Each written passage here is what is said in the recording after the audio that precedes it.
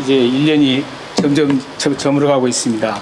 조금만 있으면 이제 저희들이 이 1년을 마감하고 새해를 맞이해야 되는데, 마지막 텀을, 포스텀을 맞이해서 저희들이 그 은혜의 열매를 지금 함께 나누고 있습니다. 이 은혜의 열매가 잘 맺어져서 마지막을 잘 마무리하고 또 새해에는 그 은혜의 열매가 풍성하게 여러분 삶에 맺어져서 하나님을 드러내고 하나님이 하시고자 하는 그 뜻을 여러분의 삶 속에서 이뤄내는 그런 복된 삶이 되기를 바랍니다. 오늘 말씀을 보면 우리가 힘들고 지쳤을 때, 참 우리 얼마나 참 힘들고 지칠 때마다 참 괴롭고 참 슬픈 일이 그렇게 많이 일어나는데, 오늘 이 말씀을 보면은 그렇게 힘들고 지치고 슬픔이 있을 때 어떻게 극복해야 하는지를 잘 지금 우리에게 가르쳐 주고 있습니다. 그 가르쳐 준 단어가 5번이나 나옵니다. 오늘 말씀에 보면 이 짧은 말씀에 5번이나 이렇게 지금 거듭 지금 강조를 하고 있습니다. 그 말씀이 바로 참으라, 인내하라, 이런 말씀입니다. 근데 사실 저희들이 어렵고 힘들고 어떤 크나큰 사건을 겪을 때 참고 인내한다라는 것이 쉽지 않습니다. 우리가 다 경험해 본 것들이죠. 여러분들이 아마 많은 경험을 하셨을 겁니다. 굉장히 힘들어요. 극복하기 참 힘든데 이걸 참는다는 것은 참 굉장히 되게 힘듭니다. 쉽지 않습니다. 그래서 이 참는다는 것을 오늘 성경 말씀을 받아들이기가, 이 말씀 그대로 우리가 받아들이기가 쉽지 않습니다. 더군다나 보면 오늘 말씀 보면은 언제까지 받아들여야 되냐면은 주님이 오실 때까지. 그러니까 한마디로 말하면 평생 참으라는 거예요. 참다가 속병 나죠. 옛날 우리 연세 드신 분들이 많이 가슴앓이라는 게 많이 있었습니다. 그리고 속이 많이 아픈 경우가 많습니다. 그런 분들의 대다수가 보면 참아서 그렇다는 거죠. 참아서 속병이 나서 가슴앓이도 하고 그렇습니다. 그래서 참는 게 대수 아니거든요. 근데 성경은 희한하게 오늘 말씀은 참으라는 거예요. 그러면 이 말씀은 그럼 우리를 속병 나서 죽으라는 말인가? 이렇게 오해할 수가 있습니다. 그러나 오늘 말씀을 보고 또 다른 말씀을 한번 같이 보면 이렇게 참는 거구나, 이렇게 우리가 이해를 할 수가 있습니다. 오늘 말씀 보세요. 언제까지 참는지를 7절 한번 보세요. 7절을 보시면은 형제들아 주께서 강림하시기까지 길 참으라는 거예요. 예, 주께서 강림한다는 것은 예수님이 지금 하늘나라에 올라가셨다가 이 세상에 다시 심판하러 오신다 그랬거든요. 그런데 그 심판하러 오시는 거 세컨드 카밍인데 그 재림 때까지 참으라는 거예요. 예수님이 다시 오실 때까지 참고 있으라는 겁니다. 그동안에 이제 다 속병 나서 다 죽을 수 있습니다. 그러나 우리가 오늘 말씀을 잘 한번 같이 나누면서 과연 이 참으라는 말씀이 어떤 말씀인가 함께 보면서 선풍기에 잡고 넘어갔어요. 네, 됐습니다. 이거만 해놓으면 괜찮습니다. 이 말씀이 어떤 말씀인가, 정말 성경이 인내하라, 참으라, 이런 말씀이 과연 어떤 말씀인가, 이걸 여러분들이 잘 알고 정말 딱 참고 가시면 하나님께서 그 참는 그 인내 열매가 대단합니다. 그래서 그 열매를 여러분들이 맺을 수 있습니다. 그래서 오늘 말씀을 보면 참으라고 말씀하실 때 참 우리가 받아들이기 어렵잖아요. 어려우니까 계속 강조하는데 얼마나 많이 강조하냐면은 8절에 보면은 강조를 하죠.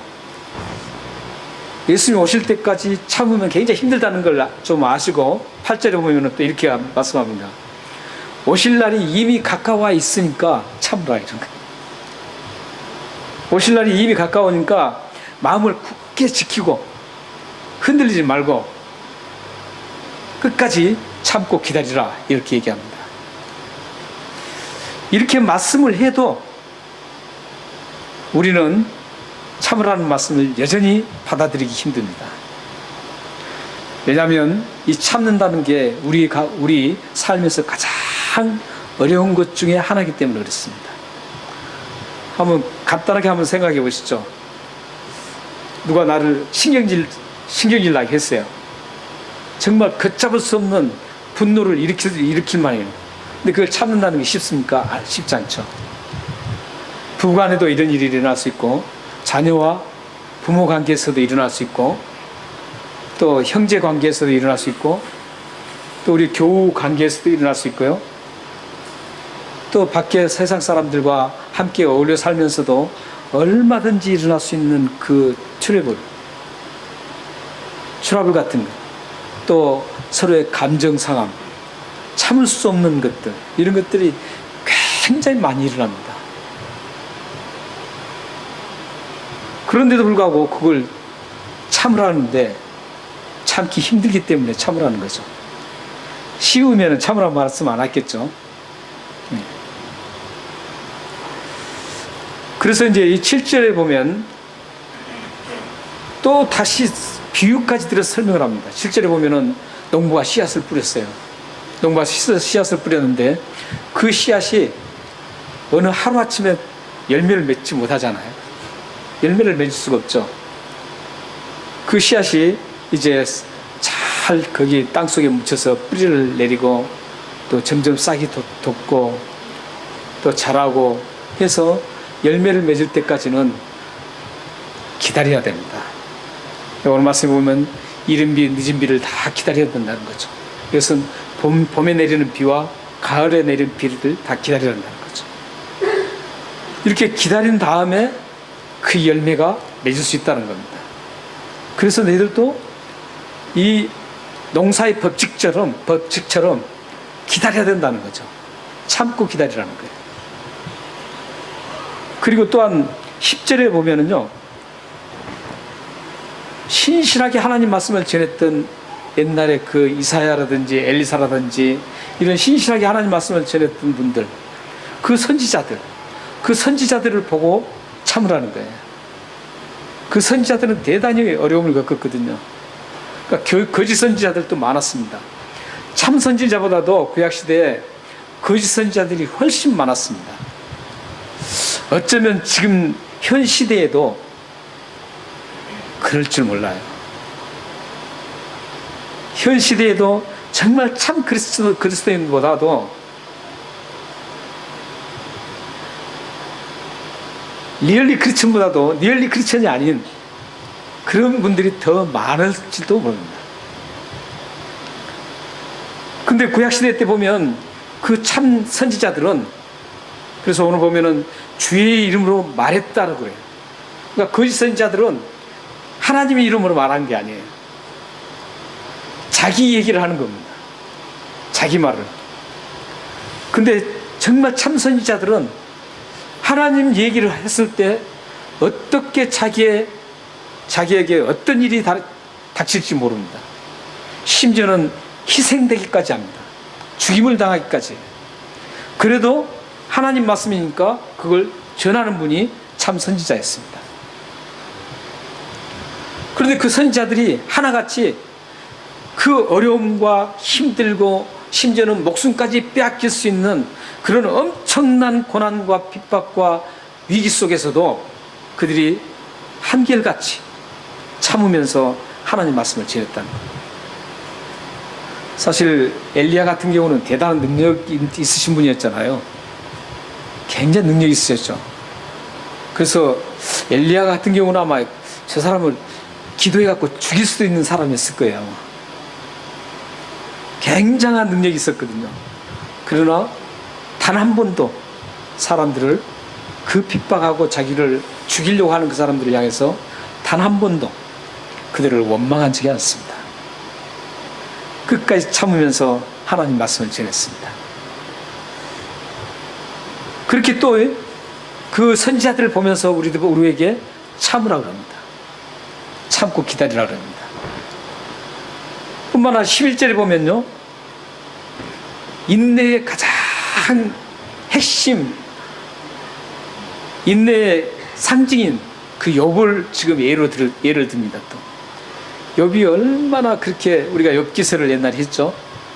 욥기 말씀을 함께 봤는데 욥이 처참하게 그렇게 고난 가운데 있어도 죄진 것도 없이 고난을 그렇게 받아도 물론 가끔씩 하나님 왜 그랬습니까 하고 막 원망도 했지만 그러나 궁극적으로는 하나님을 끝까지 붙들고 참았습니다. 그 엄청난 고난 속에서도 끝까지 참아서 다음에 어떻게 됐습니까? 하나님으로부터 대단한 축복을 누리는 것을 볼 수 있습니다. 이 욥을 비유로 해서 참으라는 겁니다. 참으면 욥처럼 그렇게 크다란 하나님의 은혜를 받을 수 있다. 이게 지금 오늘 말씀이에요. 끝까지 참으라는 거예요. 인내하라는 겁니다. 장장 오늘 짧은 말씀에 5번이나 나와요. 거기. 참으라, 참으라, 참으라, 참으라, 인내하라.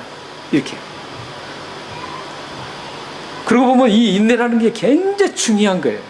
그래서 성령의 9가지 열매에서도 인내가 있습니다. 근데 그 인내가 그 중간에서 이쪽 저쪽을 다 컨트롤하는 그런 중요한 열매예요. 성령의 열매가 9가지가 있는데 그게 4번째에 딱 자리 잡고 앞에 성령의 열매와 뒤에 성령의 열매를 아주 균형을 잡아주는 그런 굉장한 역할이 바로 인내라는 성령의 열매입니다. 그러니까 여러분들이 만약에 인내를 잘하고 참으면 이 성령의 9가지 열매를 아름답게 맺을 수 있는 그런 굉장한 좋은 틀을 마련할 수 있다는 겁니다.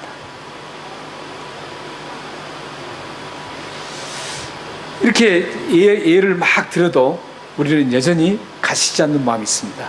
무슨 마음이에요? 그래도 참는 것은 쉽지 않아서 받아들이기 어렵습니다. 이런 말입니다. 이것은 우리에게 누구나 다 그렇습니다. 굉장히 어려운 과제입니다. 우리에게. 참는 것은 굉장히 어려운 과제입니다. 그래서 이제 참으라고 하면서 하나님 말씀이 또 이렇게 말씀합니다.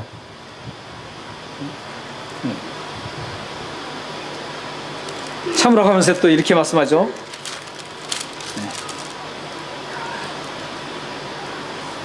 뭘 하지 말라 그랬죠?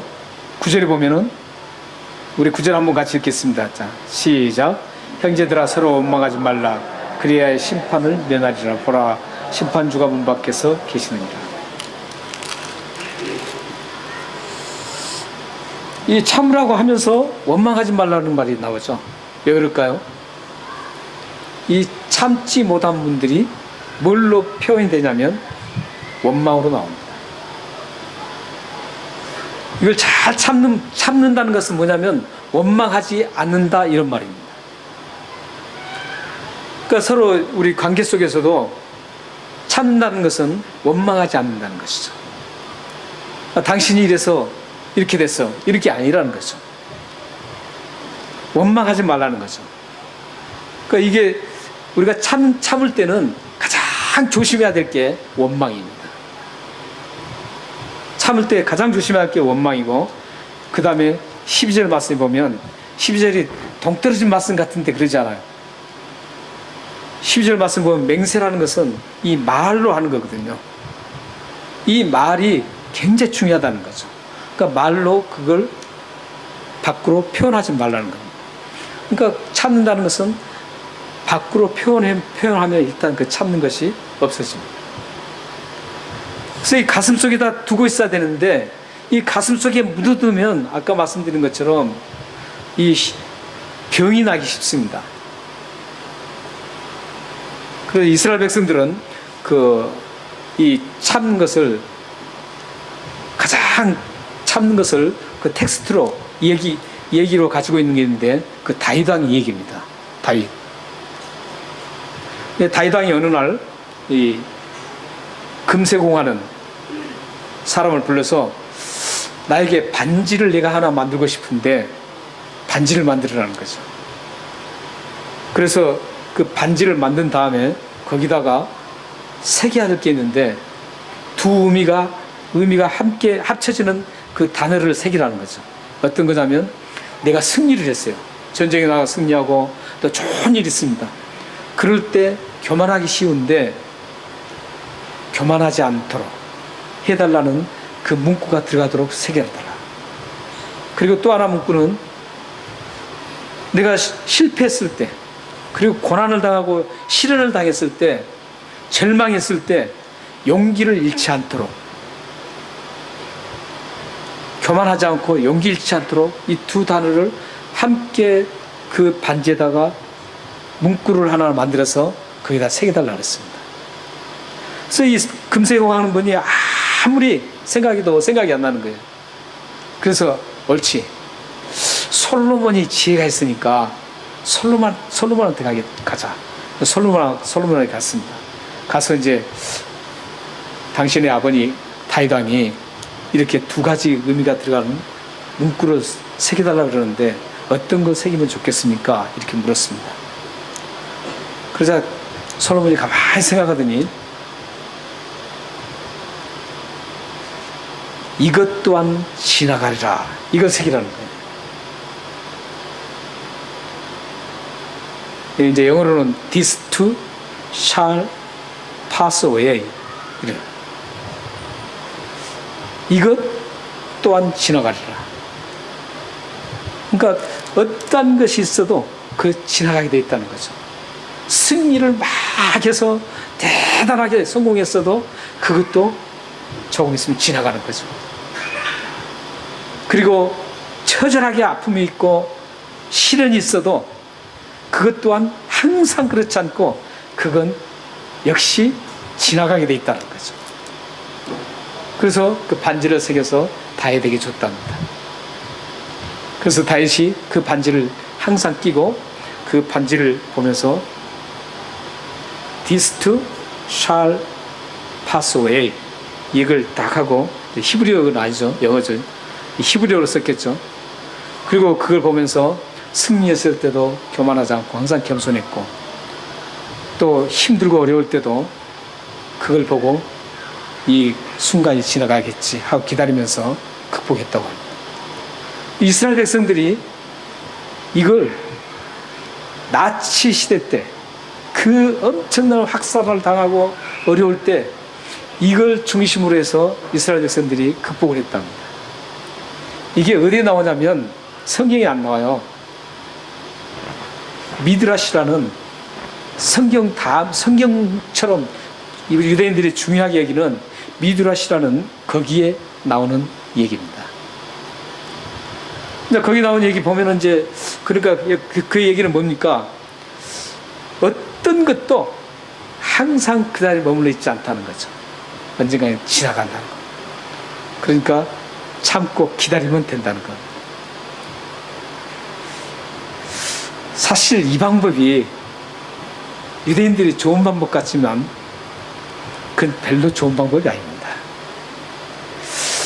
예수님은 우리에게 가장 적절한 방법을 저희들에게 주셨습니다. 그 방법이 여러분들이 잘 애우고 있는 마태복음 11장 28절입니다. 한번 같이 읽겠습니다. 자, 시작. 수고하고 무거운 짐진 자들아 다 내게로 오라. 내가 너희를 쉬게 하리라. 여기 보면 그냥 가만히 기다려서 지나가는 게 아니에요. 인내하라 그런 말이 아닙니다. 그러니까 성경이 말하는 인내는요, 어떤 게 있느냐면 참고 기다리라는 것은 나 혼자 그것을 끝까지 막 붙들고 있으라는 그런 의미가 아니에요. 내가 가진 문제, 내가 가진 힘든 것, 이런 모든 것들을 어떻게 해요? 예수님 앞에 가져 나오라는 거죠. 예수님 앞에 가져 나올 때 그게 곧 인내라는 겁니다. 그리고 예수님과 함께 동행할 때 그게 인내라는 겁니다. 지금 여기서는 안 했지만 29절, 30절 보면 또 계속 나오죠. 나의 멍에를 메고 내게 배우라. 그러니까 저기 보면은 수고하고 무거운 짐 있잖아요. 이걸 갖다가 다 던져버려라 이게 아니에요. 예수님 앞에 딱 가면 이게 다 어디로 없어진다 이게 아니에요 지금. 그런 의미가 아니에요 지금. 마태복음 예수님 말씀하신 것은 그런 의미가 아니고 그 어려움과 문제는 그대로 있어요. 사라지지 않고 있어요. 사라지지 않고 있는데 그걸 그대로 예수님 앞에 나오면 그 문제가 어떻게 변하냐면 쉼으로 변한다는 거예요. 똑같은 문제를 가지고 있어도 어떤 사람은 쉬지 못하고 어떤 사람은 쉼을 얻습니다. 그 차이가 뭔 줄 아세요? 똑같은 예수를 믿어도 어떤 분은 편하게 쉬는 분이 있는가 하면 어떤 분은 막 잠을 못 자고 괴로워합니다. 그 차이가 뭔 줄 아세요? 그 문제를 예수님 다 아시고 계신 예수님, 못할 것이 없는 하나님이신 예수님 앞에 내가 같이 나왔다는 거예요. 나왔을 때 예수님께 그게 다 아시고 예수님께서 알아서 하실 것이라는 것을 알고 신뢰하고 다 맡긴 것. 이 차이입니다.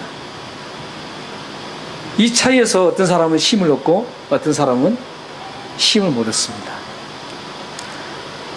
그렇기 때문에 여러분들이 가진 문제들이 다 있지 않습니까? 우리에게는 문제 없는 사람이 아무도 없어요. 자녀들의 문제 있을 수 있고 경제적인 문제도 있을 수 있고 우리의 관계성의 문제도 있을 수 있고 그것 때문에 다 괴로움을 가진 것은 어느 누구도 다 가지고 있어요. 제가 지금까지 만나본 모든 분들 정말 굉장히 겉으로 보기에는 굉장히 여유 있는 것 같고 굉장히 재밌게 사는 것 같은데 실질적으로 들어가 보면 꼭 문제 몇 가지는 있어요. 없는 사람이 아무도 없습니다. 여러분만 그 문제를 가지고 있는 거 아니에요. 이 세상은 어차피 모든 문제를 가지고 있을 수밖에 없는 그런 구조 속에 우리들이 살고 있는 거예요. 이게 다 없어지려면 하늘나라에 가야 됩니다. 천국에 가야 돼요. 천국에 가야만 그게 다 없어집니다.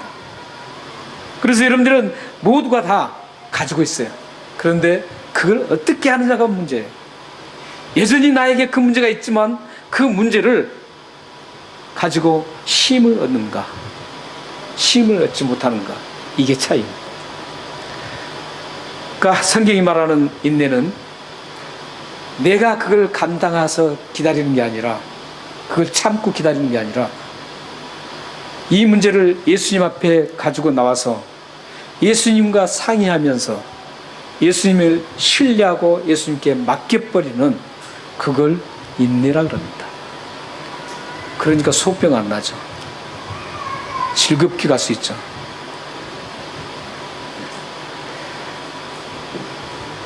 그래서 여기 지금 수고하고 무거운 짐이라 그랬잖아요.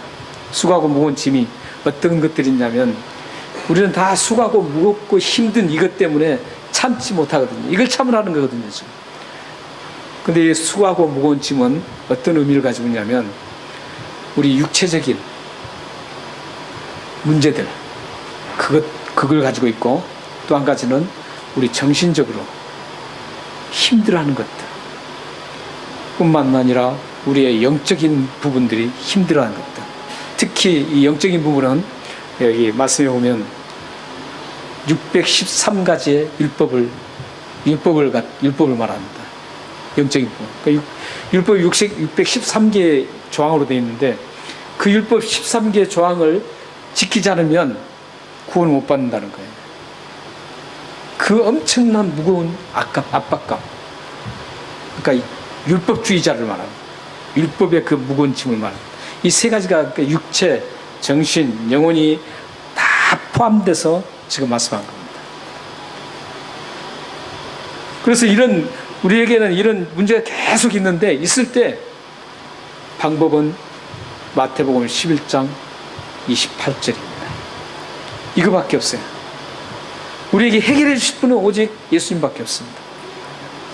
여러분의 죄를 어디서 해결할 수 있어요?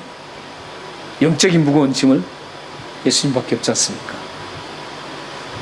여러분, 죄 지금 짓는 거 엄청나게 많지 않습니까?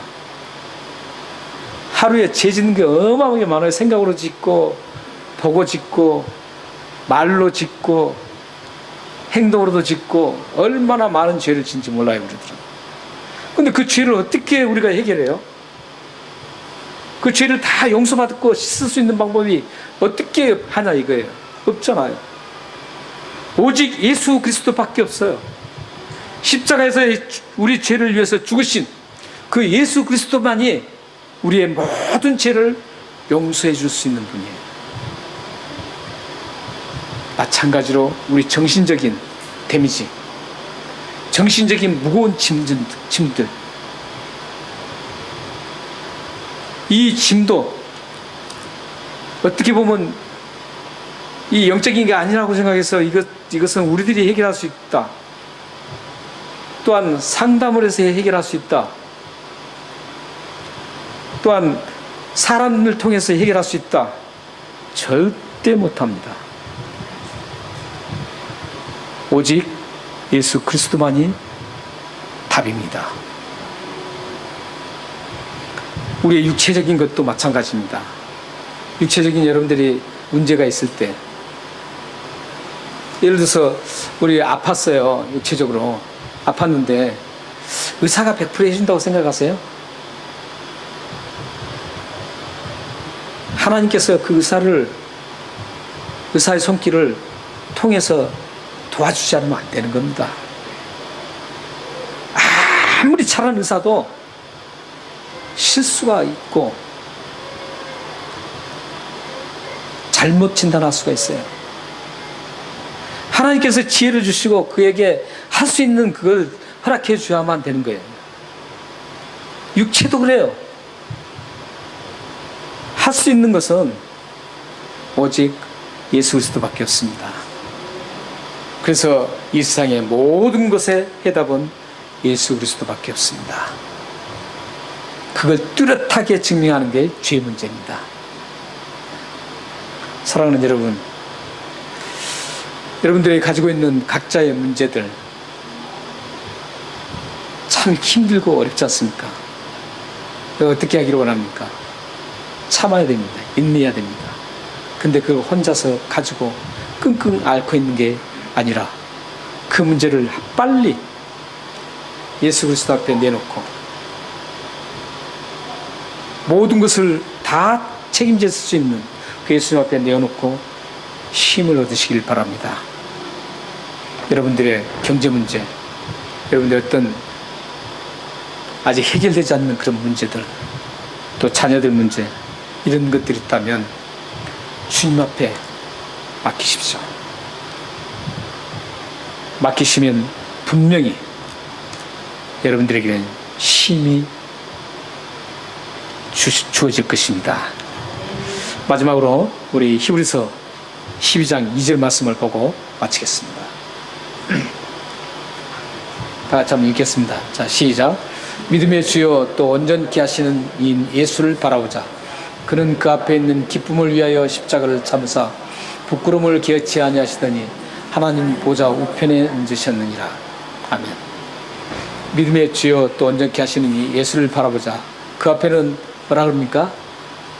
기쁨을 위하여 십자가를 참으사 부끄러움을 기어치 아니하셨더니. 저기 보면은 어떻게 하시는 이인 예수님을 바라보자 그러죠?